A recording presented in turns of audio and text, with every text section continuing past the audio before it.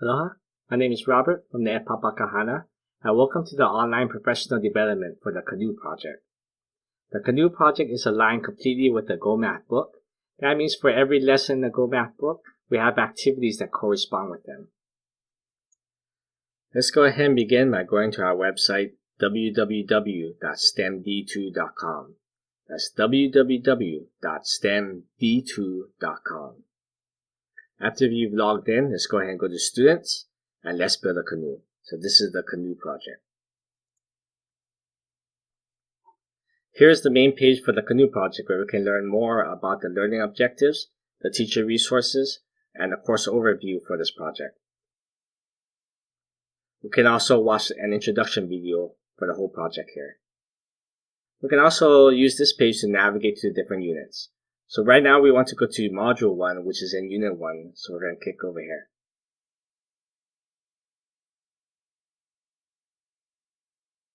Now we are at the introduction page for Unit 1. So over here we can watch the video that talks about Unit 1, or we can go straight into Module 1. Now we're on the page for Module 1, where it lists all the activities that are contained in Module 1.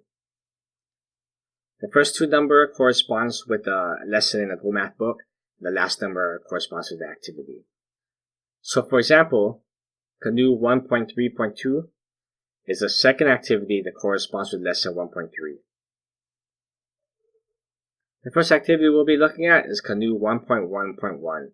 This is the first activity that corresponds with lesson 1.1 in the Go Math book. In this activity, we'll be learning about the Na'anakahi Hawaii, which is the Hawaiian system of measurements.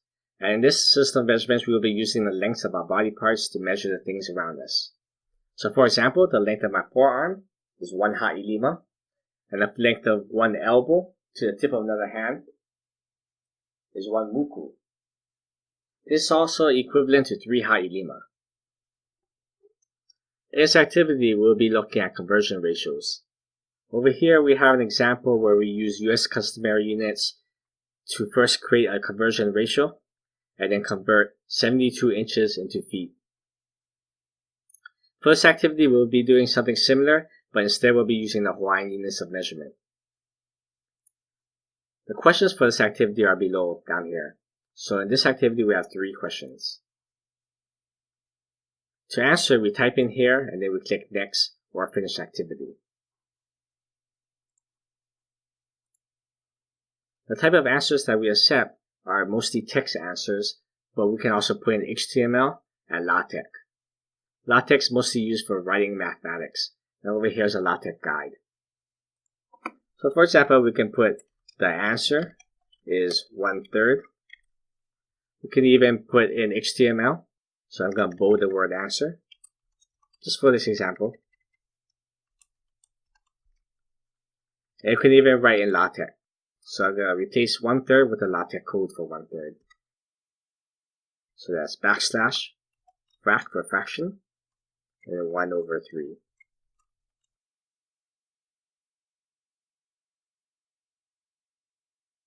So if the students copy and paste this in here and submit it, what you as a teacher will see is this. So you will see this nice code instead of this one. And it is totally optional. The students do not have to know HTML or LaTeX to use this website. But if they happen to know it, they can use it. And if they want to learn it, they can click here in the LaTeX guide. In addition to answering the questions that we give, students can also go down to the bottom and leave comments. So the students can ask their own questions, they can answer other people's questions, or they can have their own discussion here. So over here is a little discussion about the units of the conversion ratios. Okay, that's it for the first activity. Please go ahead and pause the video and take some time to read and reflect on the activity. In particular, ask yourself, how can you use this activity in your classroom? Welcome back. Let's go ahead on to our next activity, Canoe 1.1.3. In this activity, we'll be learning about the Haleba'a, which is the house of the canoe. This is a building where the Hawaiians built and stored their canoes. In this activity, we'll be thinking about a hale ba'a whose floor is 9 feet by 9 feet wide. And we will be thinking about how can we store canoes into this building. So this activity is kind of a hands-on activity where the students have to use graph paper and cut out the floor and then cut out strips of graph paper that represents the length of a canoe. And then the students are to figure out what's the longest canoe that can fit inside this building. So over here are 7 steps, and the students just follow each step at a time. For teachers, we also provide a teacher's guide so that teachers can help the students along.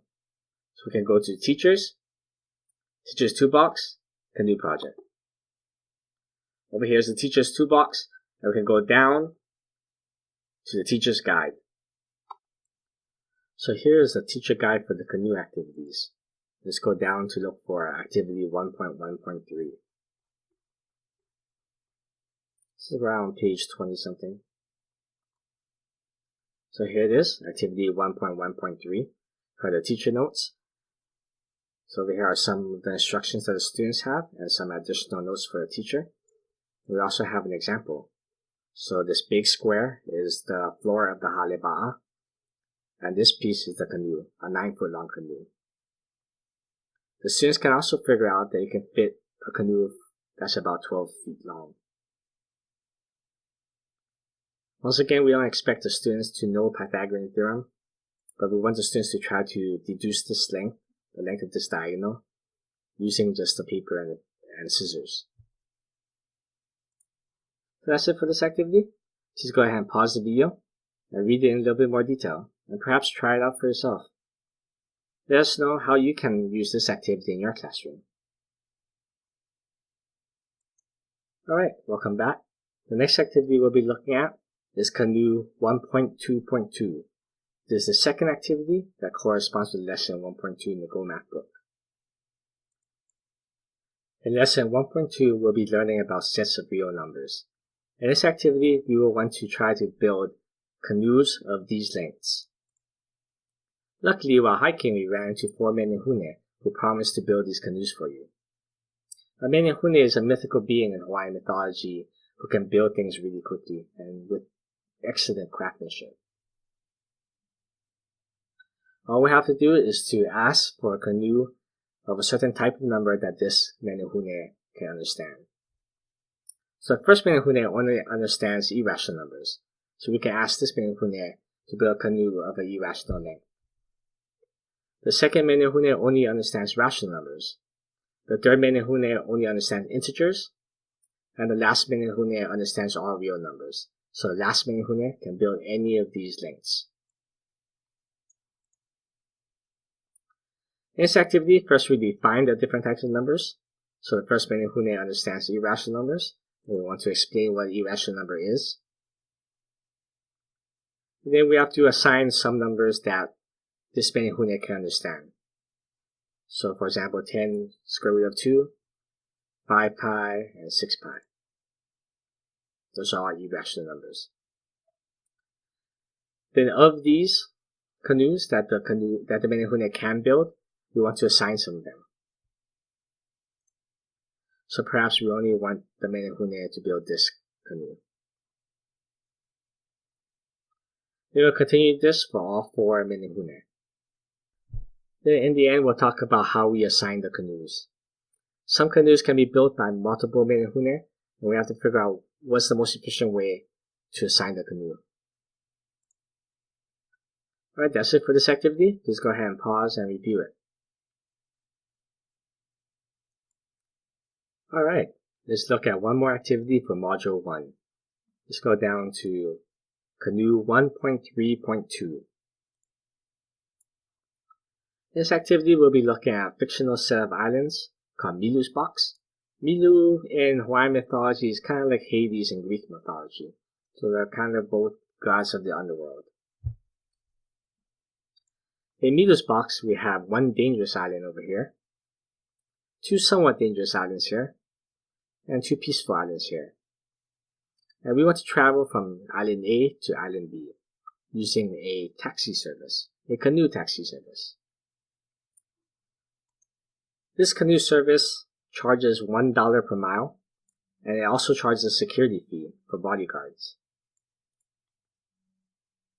There are 3 different routes. The first route is a dangerous route, so it goes straight from A to B, going in between the dangerous islands. So we want to figure out how much it costs to take a taxi from here to here with a full security package. The next route is a safer route. We're going to go around the dangerous island. So it's a little bit farther, but it's a little bit safer too, so we only have to pay for half security. But we do pay more for the mileage. And finally, we have the safest route. So we're going to go along 2 half circles to get from A to B. And this one is the farthest one, but it has the least security fee. Actually, this one doesn't have any security fee because it's very safe. After the students have calculated the cost of each path, they can rank them from cheapest to most expensive. So over here it says drag and drop. Just for example, we can just go like this. Finally, we want the students to choose which path would they take. This one's not really a mathematical question, but we want them to see the real-world application of what they're doing. We want them to really see the practical meaning of what they're looking at right now, and then to come up with their own solution of what they would do. We also encourage the students to share their ideas in the comment box below. Go ahead and please pause the video and then reflect on it.